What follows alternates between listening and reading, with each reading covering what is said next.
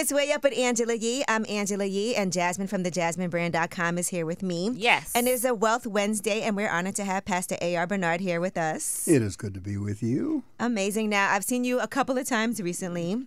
You were at Jamie Hector's Moving Mountains. You're on the board for his organization. I have been supportive of that organization for, the last 15 years, and very excited to be a part of it. Yeah, I know he's trying to find like a stable location for the students that he has. It helps them with like educating them with the arts, as far as dancing, acting, singing, all of those things. And those kids are super talented. They are amazing. And it's not just the art, but also personal development. That's all built into it. He's using the arts to attract them and also to teach them discipline and certain principles of life. But at the end of the day, the individuals that they turn out to be, amazing. Well, maybe the location might be good for the village. It might be a good collaborate, maybe a temporary space or a remote space. Well, we have a little time till we get it. I know he needs do. something now. I'm working. I'm trying to hit help. me up right away. Okay. Pastor, I want to ask about your background, though, because I think about that organization and for myself, even growing up in Brooklyn, and how a lot of these programs helped me, right? I was in a program also called Prep for Prep that helps kids learn things faster so that we can get into, like, they put us in private schools, and then the goal was always to go to college, right? So it set us on that path. It was a free program that you had to test to get into. But for yourself, what was your experience growing up when it came to education and after school activities? Well, I had a very pragmatic role with the church.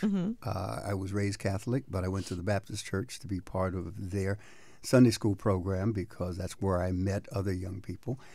Lutheran Church had a great vacation Bible school, so I would travel during the summer as a latchkey kid. Played basketball. You had to be a part of the church, so I joined the Methodist Church to do that. So I was all over. So you the place hopped around so when it that comes to everything church. could fulfill your It was interests. pragmatic. It was practical. But I will tell you, it played a powerful role in my life, instilling values and meeting people, creating community. For me, it was around sports. But it played a very important role in terms of the amount of time I had on the streets to be influenced by those streets. Right. I saw you speaking at one point in to your congregation about the absence of your father in your life. And you were talking about Bill Cosby and what he represented to people and why people who didn't even know him were so disappointed and really angry, right, about what he had done. And so can you talk to me about that? Because I feel like that has been something that's been such an epidemic for a lot of people, right? The absence of a father, and like you said, how it influences you as far as you being a father and not knowing how at first. Well, it all started because I was in Albany speaking to the Black and Latino caucus, and I had some time in between the morning session and the evening gala. So I turned on a television documentary, and there it was, a documentary about Bill Cosby.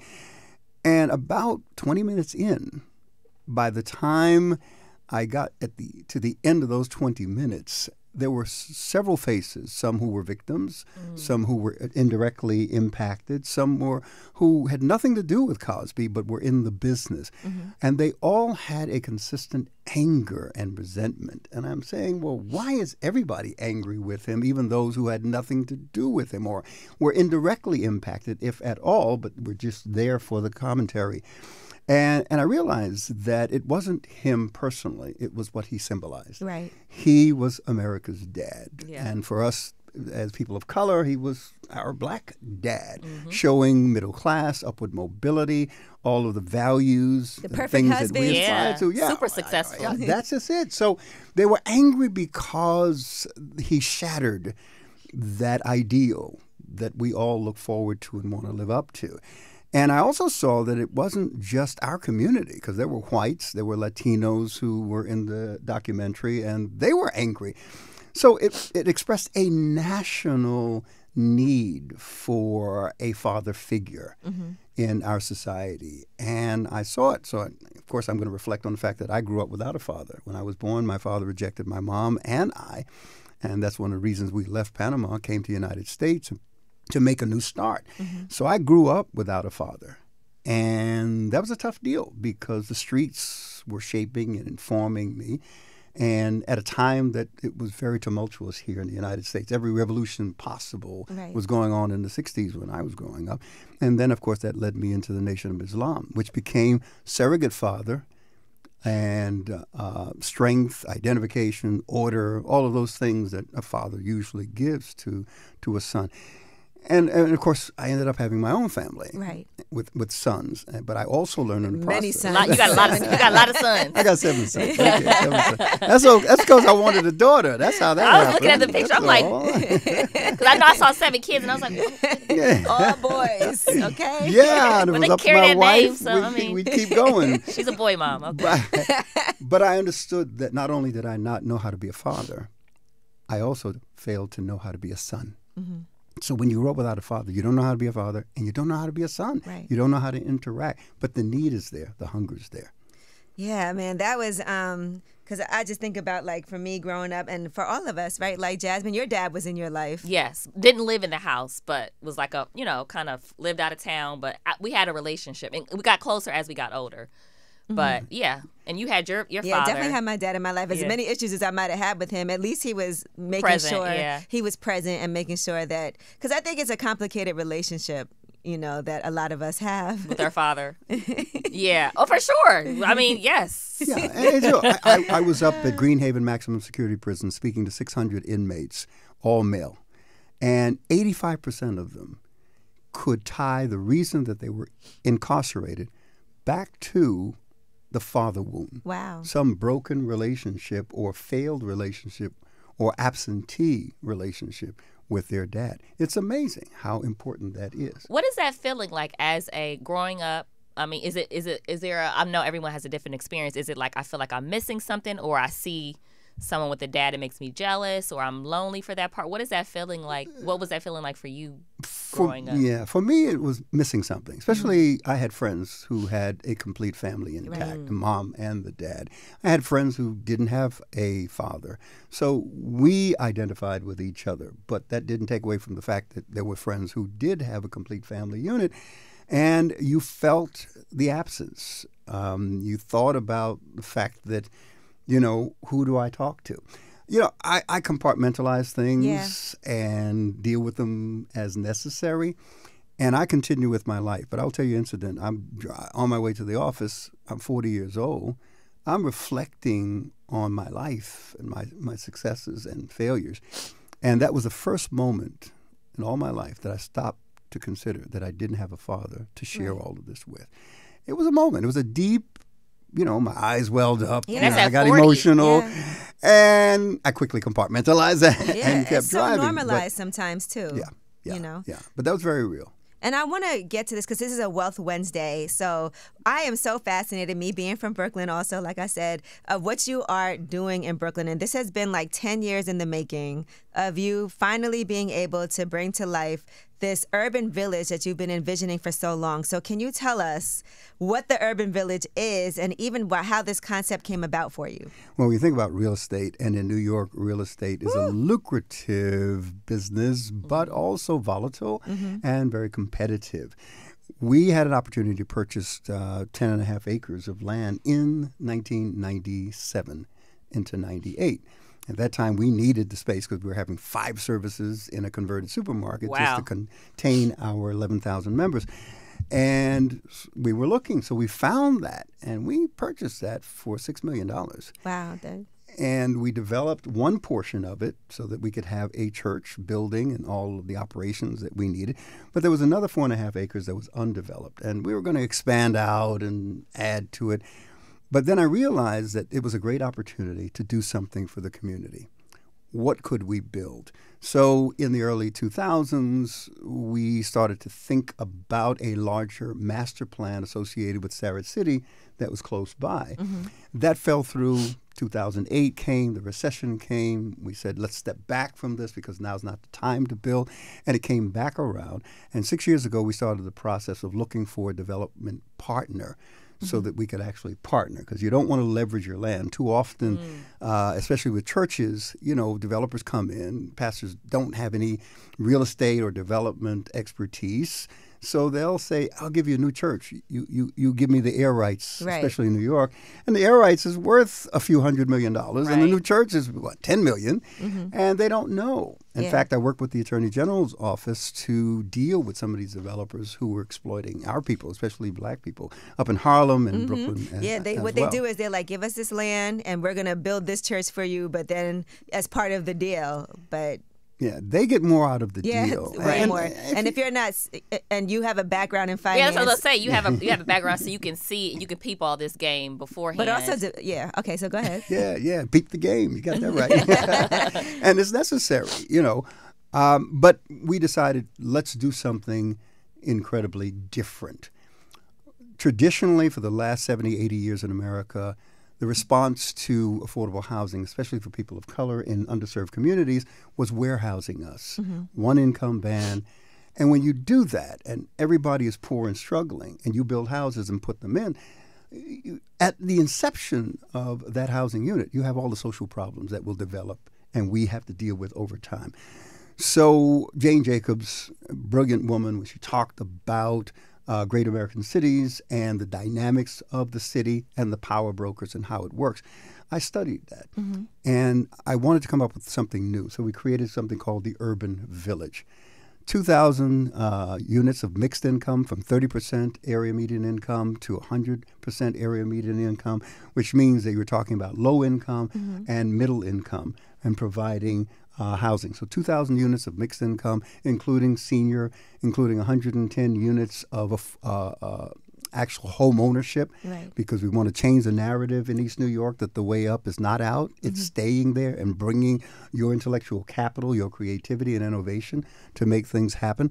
Retail, commercial, performing arts center, 24-hour child care. Yes, we love that part. we Trade love the school. 24-hour child care. Yeah. We think that's brilliant. I don't know how much time we have, but that was inspired by a woman who took on a supervisory night job at McDonald's, all right, so she can make more money for her family. Her and her husband estranged. She leaves the children, daughters at home alone so she can go and work. That's a hard Husband decision comes, to have to Very make. hard decision. burns the house down, and the children die. They're holding her for negligent homicide. We get involved with the district attorney and say, hey, you've got to think of the circumstances involved here. That inspired me, because how many of our women don't have child care at night? And that's where they get the 15% differential in pay. That's where they get the supervisory roles. That's where they experience more upward mobility. hours. Yeah, think about it. My you get mom paid more. actually, because my parents were still together, she was able to stay at home when we were really young to take care of us. And then when we got a little older, she started working. But we did go home. My brother and I, we were latchkey kids, like you said, and we did come home and kind of like let ourselves in the house at a really young age. Probably younger than you should have. And Yeah, it's and- not a necessity. And if something were to happen, it would have been, And my mom did graveyard shift. My parents were never together, and my mom did graveyard shift, and I would go across the street to someone that used to watch me, and then I would come. I mean, but it was like there was no 24-hour Yeah. childcare, and also my mom couldn't afford it either. Yeah, childcare is super Yeah. expensive. You've been looking for childcare for your daughter. Yeah, I and- have a 2-year-old, and it's like, what can I afford? And also, like, who do I trust? And I want them to look like her. It's a whole bunch of different variables. But Yeah, and there's a lot involved with it, because we have to change policy and laws, because there's nothing to govern 24 hours. Most of it governs just daycare. So you're talking 6 a.m. to about 8 p.m. at night. Right. Yeah. What are the regulations, health regulations, security regulations? That's a lot. What's involved? So we have to go through all of that process just to create this and implement it. This is fascinating to me because you talked about teaming up with a developer, right? How do you determine who is the right person or the right team? A shared philosophy. My philosophy for Urban Village, 4 pillars. Number 1, people, putting people first. Environment, creating the right environment that's holistic, that's going to give them a quality of life that allows for upward mobility. Programs, having the right programming built in that addresses everyone's needs, from little children right up to seniors. And sustainability. It has to be sustainable, because you can create something that's affordable, but you can't sustain it. Right. And balancing sustainability and affordability is always the challenge when you're building affordable housing here in New York City especially. So I wanted someone who understood that we wanted to create a quality of life, allow for upward mobility, and be very creative and give the best quality building materials up front. and create more than just housing, but create a destination Right. and a community of people. Jane Jacobs, she was clear that community is where you have all the amenities within 1,000-foot walking distance. Anything beyond that, it's no longer community. You shouldn't have to take a cab or an Uber or whatever just to get to your local grocer. Yeah, Yes. and we talk about food deserts all the time. Yep. And so we want to make sure that also people have good, organic, because sometimes the supermarket I used to have to go to, the stuff would be expired. You couldn't find fresh food, and the lights would be falling down. It was I no wouldn't even fresh. trust- It was no. Or sometimes you couldn't. My mom wouldn't like to get her meat from there. She wanted to go somewhere else that had fresher meat, and Yeah, And so it's more expensive too. It a lot is. of times. That's very, very important what you just said. We're bringing in a fresh grocer, so we're going to have a supermarket. But, in the early days when my wife and I first got married, we were raising our children, we were in the south side of Brooklyn. It was gangs, it was drugs, it was prostitution, the whole deal. And the local supermarkets exploited the community. Yeah, of course, They 'Cause tried it's to- right You're there, paying and so it's twice the like, price. You're paying twice the price for a can of Hawaiian Punch. Can I say brand names? That's fine. I forgot about Hawaiian Punch. Me too. I used to love that though. I know, nice and sugary. What's the timeline like right now? We are scheduled shovels in the ground next year. Yay. And the tough thing, of course, getting approvals, land use approvals, getting all of the funding lined up. And we're excited. So the first phase will be 4 buildings, 1A and 1B. Okay. And participation of the state has been great. And we're working on our mayor of New York City. Okay, I saw he was at the Christian Cultural Center. I saw that too. I want to talk about that because you talk about faith and politics and those two things coexisting. And you have been constantly involved in politics. Some, people have a problem when you get involved. They have a problem when you step away from it. And so for you right now, I saw Mayor Eric Adams was at the church, and I saw like some back and forth about that. You were in the comments. Yeah, you was in them comments. baby. He was the guest. He was a guest preacher. I'm telling Yes, you. I and thought he he can came preach. to just share, but he was a guest preacher. Look, when it comes to this tension between the public square and faith, there is no incongruency for us. Jesus taught personal transformation as well as social reform.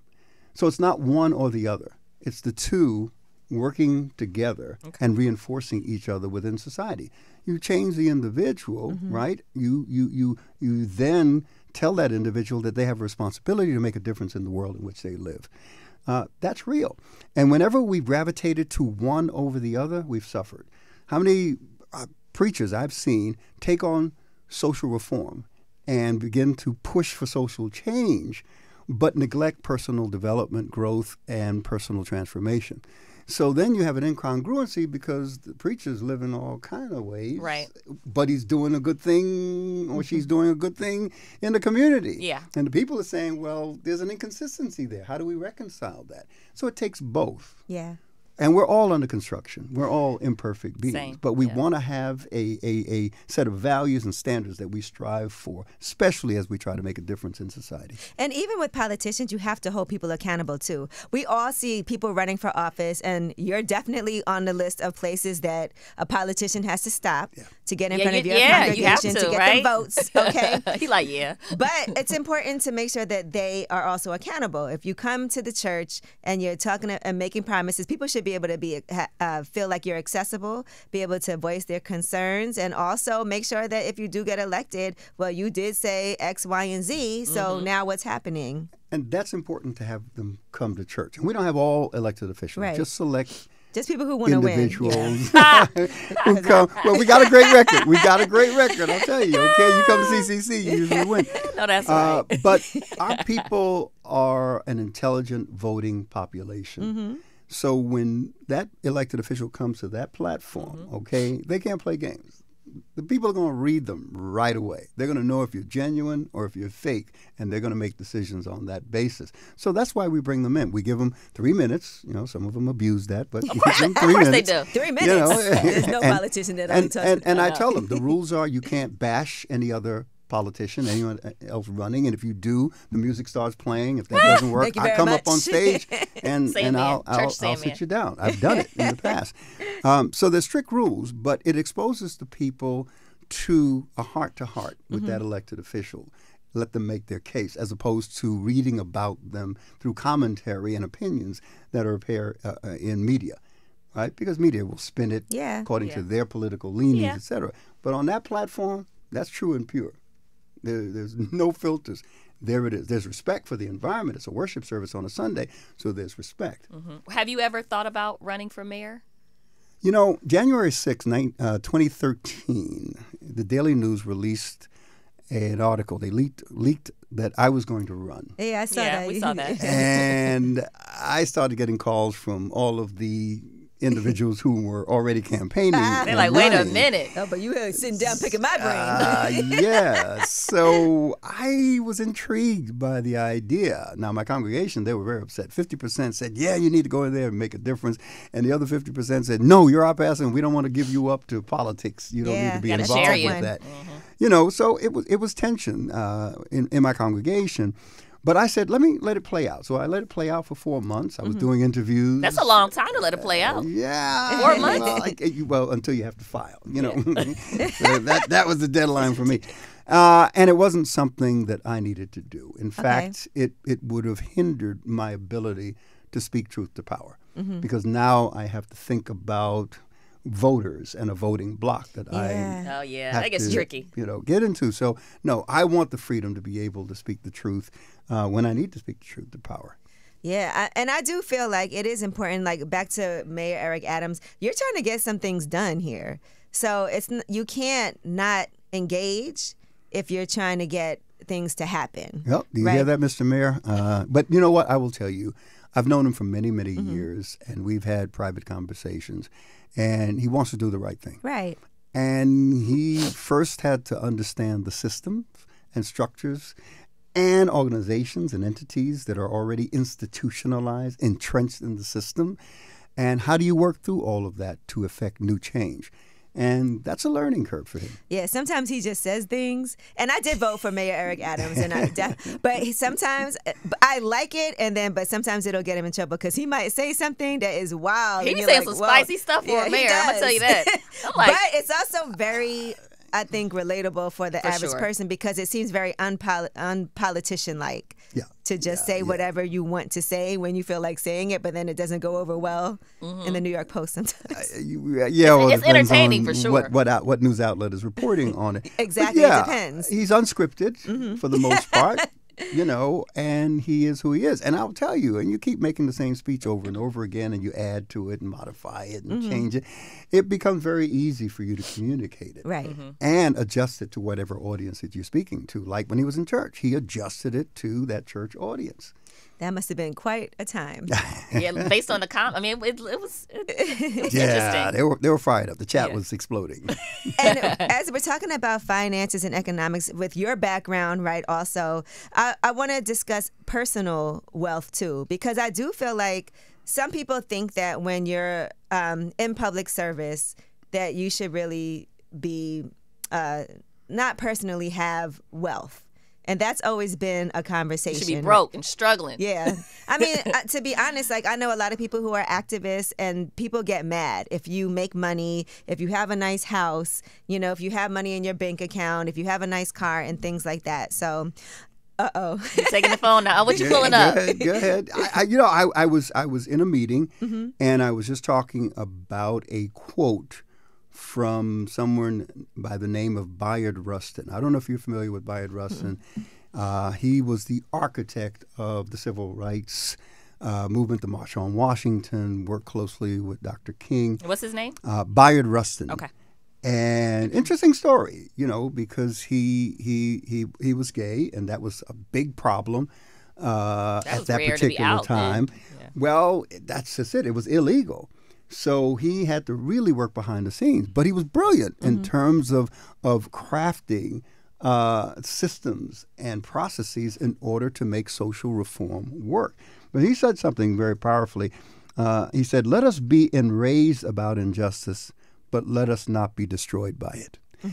And often you think that when you take on social justice issues, you've got to sacrifice your life and your family fully to the point that it destroys you, Right. it devastates you. And that's not true. You can balance both. You can make a difference in society, champion, the fight against injustice, discrimination, marginalization, disenfranchisement, and at the same time have a life and Right. build Yeah, that you life. should. And I think you should. You have a responsibility to do that. There's a wonderful passage in the book of Ecclesiastes that says, a poor man's wisdom is soon forgotten. And it's true. If you got all this wisdom and yet you're broke, poor, disgusted, Why should I be listening to you? Right. What good is the wisdom? What good is your wisdom if it's not working for you? Yeah, because I'm working towards, and I feel like also, like Jasmine and I, we just invested in this 30-unit building in Detroit, right? And a portion of the units will be for women who are formerly incarcerated, who are getting their life back on track, because it's really difficult, when you come out of prison to actually get housing. It's difficult to do a lot of things. Get a There's job, a lot of obstacles, yeah. right? And so to make all of those things happen, and I think the number is 80% of women who are incarcerated are mothers also. So not only is she unhoused, but then also having to deal with children. And we wanted to provide a space that would be really it's in Midtown Detroit, so it's a great location. We're redoing the whole building. The roof just got finished getting redone. We're going in a couple of weeks just to check on all the, just for us to get our first inspection. And so we're really moving ahead. But I see a lot of negativity sometimes when you're trying to do something positive, and people will be like, oh, this is just benefiting you. And so I'm just wondering, because it's a huge project that you're taking on, right? And sometimes people doubt that you're doing it for the right reasons, because yes, we don't want to starve, and we want to make sure that the building, like you said, can also, it won't exist if we can't pay the mortgage. Got to be sustainable. Right. That's Yeah. right. That's right. You look, and it's your philosophy of life. Life is both threat and promise. Opportunity with opposition. Opposition with opportunity. That's the game. That's just the way it is. So you can't get surprised when opposition shows up because you're exercising an opportunity or engaging in an opportunity. I take it the way it is. All good things are upstream. Sometimes you got to paddle hard to get there, but it's worth it. You said all things. All upstream. good things Things are are upstream. upstream. Yes. Got it. Sometimes you have to paddle hard Yeah. in order to get there. Yeah, some of the best things have been some of the biggest challenges that happen in life. Because I feel like when things come too easy, you also don't appreciate it as much. I agree 100%. Yeah. And that's why when people have skin in the game, they treat it differently. Right. That's the And truth. we want to make sure that people have skin in the game.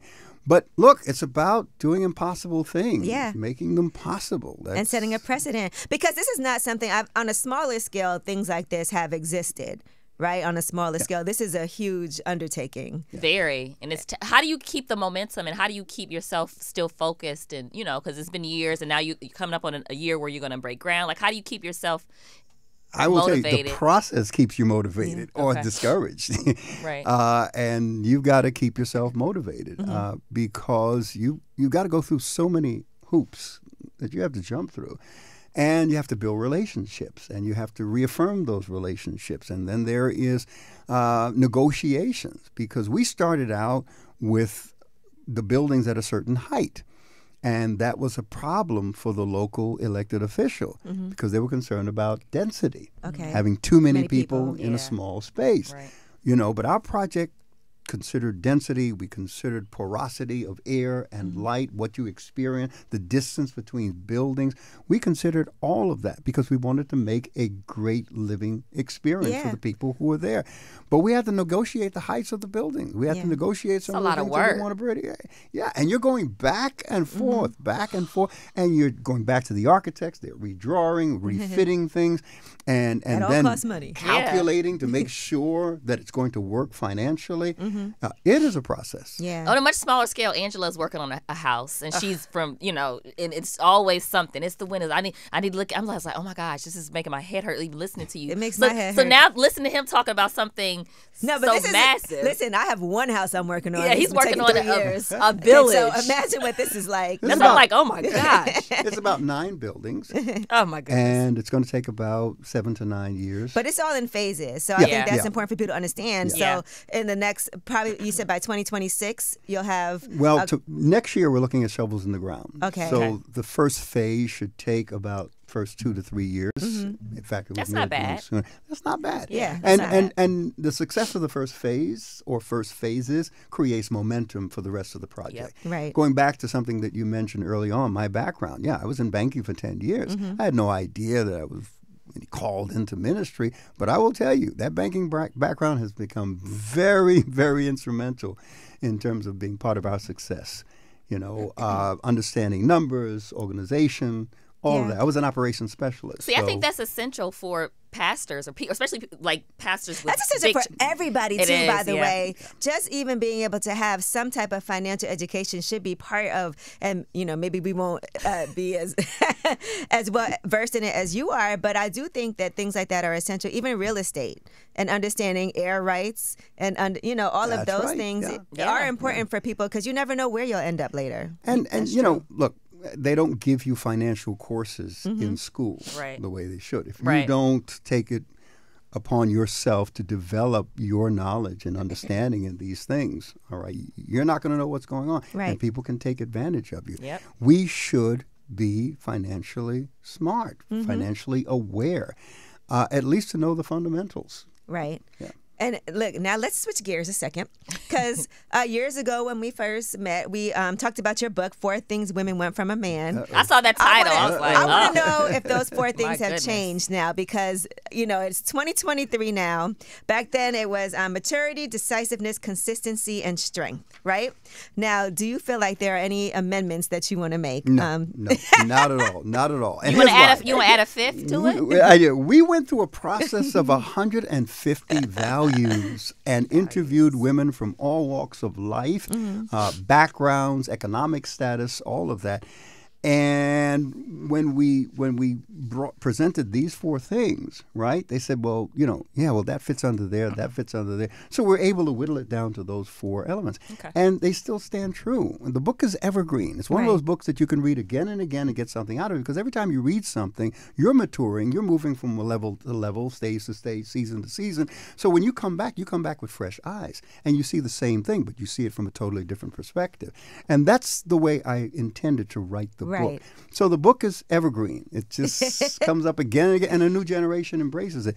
But think about it. You know, the number one complaint amongst the women that we interviewed about their male friend or husband or whatever is that I just wish he'd grow up. Well, what did they mean by that? Yeah. They simply meant, I wish he'd take responsibility for his words, his thoughts, his motives, his actions, his attitudes, and his choices.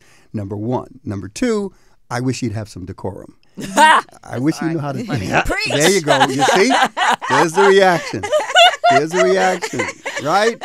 I wish he'd know how to conduct himself, because what happens? Embarrassing me out here in the streets. Men will retreat into adolescence when Yes. they're faced with a situation that they feel they can't handle. Right. And the problem with that, when a man regresses to adolescence because of a situation that he can't face, he forces the woman to act like his mother, and then gets mad at her for mothering him.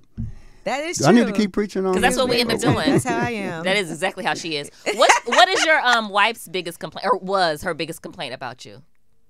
Maturity, decisiveness, consistency. Got it. When I finished the manuscript, I learned a lot from her. Yeah. I mean, we celebrate 51 years of marriage. That's but a I learned, long time. yeah, it is. With some bumps in the road. And I feel like it's really hard for people to be honest enough to talk about mistakes, because sometimes people try to put up this front of like perfection in their relationship instead of discussing the issues that actually have occurred. Like maybe it almost, you know, like you said, yeah. Yeah, because then people look at you, and you might have thought that, like you feel like people look at you as like you're not perfect. Why are you telling me this when you had those issues? Unfortunately, in our culture, which celebrates and worships even celebrities and high-profile individuals, et cetera, and people in power, it's important for them to know that you go through some of the same things that they go through.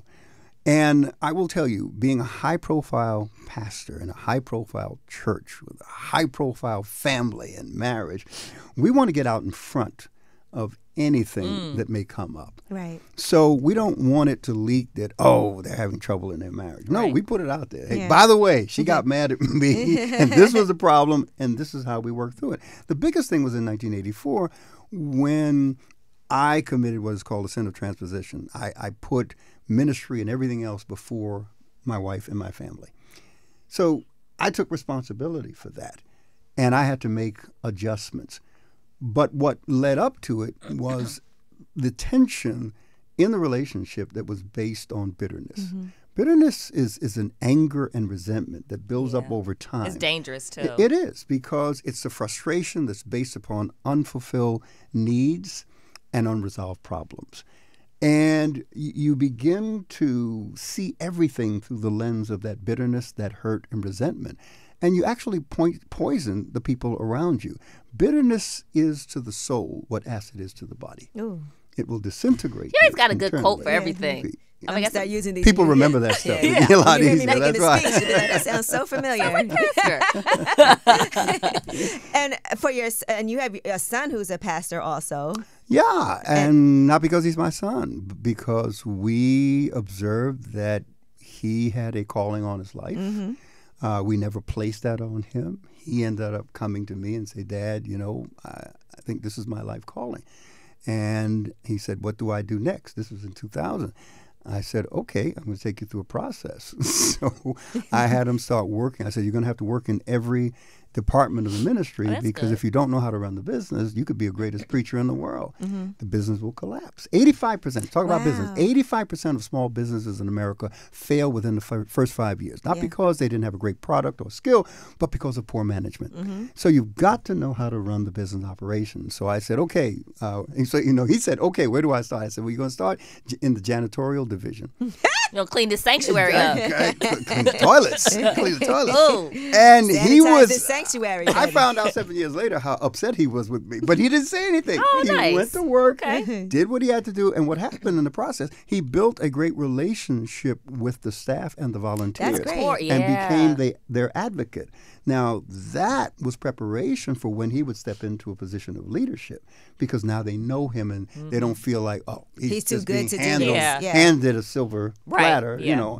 and the leadership being handed to him because he has a silver spoon in his mouth. No, he earned it. He had it harder Yeah. than anyone. He Yeah. earned it. That's right. Because no one else would have had to do that. I'd have been like, well, let me read. Maybe God wasn't calling me for this. Well, he went through it, and after 7 years that he did that, he came back to me, and I said, wax on, wax off. He got so upset. Now, the Karate Kid, Yes, of wax course. on, wax off. But he was learning in the process. Yeah, and I think when you have a business, it's also important to know every aspect of that business, right? Even for me with the juice bar, like when we started, I was cleaning the bathrooms, did not enjoy that. Yeah. But, making sure that you know how to do everything, take apart the machine, clean it, because how are you going to help anybody else learn how to do those things? And you never know when you might be called upon to have to do those things because of an emergency. And that happened like during the pandemic, people calling out sick, people getting COVID. Now who has to come to work? So it is important, I think, Very, any very business. important. I started out I was a church janitor. I was the preacher. You did I was everything. the praise and worship leader. You name it. Can you sing? I did it. I sang because I had to. Because you had no choir. I thought you were So going it to say doesn't matter whether I had a voice or not. And you also have a school. Charter school. Yeah. We have a charter school, Cultural Arts Academy. He does everything. I just want to put that know. out there. So. That's one is of my crazy. problems. That's why I've learned to manage my time. And also have great people in positions that can help run your businesses. I think that's important. Very, very important. Personnel is a problem. Personnel is also the solution. Having the right people, having the right systems and structures in place, making sure that they work together, overseeing them, and delegating. And understanding basic principle. People don't do what you expect, only what you inspect. So you're going to make sure that no matter what you give people to do, you're going to inspect it to make sure that they're keeping up with it. So, there's a whole set of principles that will help you be successful along the way, and you learn and you grow. And you can't be afraid to make mistakes. Right. Successful people have experienced a lot of failure. Yeah. But it takes I think we that forget that, success. Yeah. Babe Ruth, the batter, right? 'Cause I love baseball. He had more strikeouts than he did home runs. But that's how he got those home runs. Right. Because he wasn't afraid to strike out. Yeah. And you can't be afraid to fail. Failure need not be fatal. In fact, failure is the womb for success. Absolutely. I've definitely made a lot of failures. So Same. there you go. Here we are, sitting with Pastor A.R. Bernard. Shining lights on people. No, but honestly, thank you so much. And if people want to learn more about this project, about the Christian Cultural Center, all things Pastor A.R. Bernard, how can people get in touch with you? Well, my universe is quite large, and I have some incredible people who are making sure that there's easy access to it. So we are redoing my social media and all of that, but they can go to arbernard.com. They can go to Innovative Urban Village, and that will give them a complete presentation of the project. All of the numbers involved, renderings of what it's going to look like, what's going to be built into it. They can go there. And, of course, cccinfo.org for Christian Cultural Center, the church, which I'm being slowly moved out of now that my son is moving. Yeah, I see him taking over. Yeah, I see him there days you're not there. Yeah, Like, I get a little nervous. Get a break. Get a little break. By the way, he's doing an amazing job. Angie, we gotta go. Yeah, We gotta go to church one day. Absolutely. I already told you that. You I did, said, let's yeah. make a plan. We got to make that happen. Gotta go to the house of the I Lord. can't just watch online all the time. That's what I do. Yeah. With this modern technology. I mean, it's a blessing to be able to do that as we're traveling, but it's nothing like being there in person. Well, I will tell you, live streaming, online, virtual presence made a big difference for us during COVID. Yeah. Many churches collapsed because they didn't have the infrastructure, they didn't have the equipment, and at that time, it was not like you could suddenly order it because everything was backlogged. Yeah. Oh, yeah. You couldn't get it. People were think trying to about order that. things from China and all of that. So we started live streaming 3 years before COVID. Oh, good. So we were Perfect. already in place, and that virtual campus, which is global, continues to grow. Wow. And that had to be a tough time for you also, just not being able to be in the presence of your congregation. It was, but we were able to, through technology, build a closer relationship. You know, in human relationship, distance is never measured in miles, it's measured in affection. So if you can create an environment or an atmosphere, whether it's with the television or with the radio, where people feel that warmth and sense of invitation to be with you in conversation, all right, that grows. Right.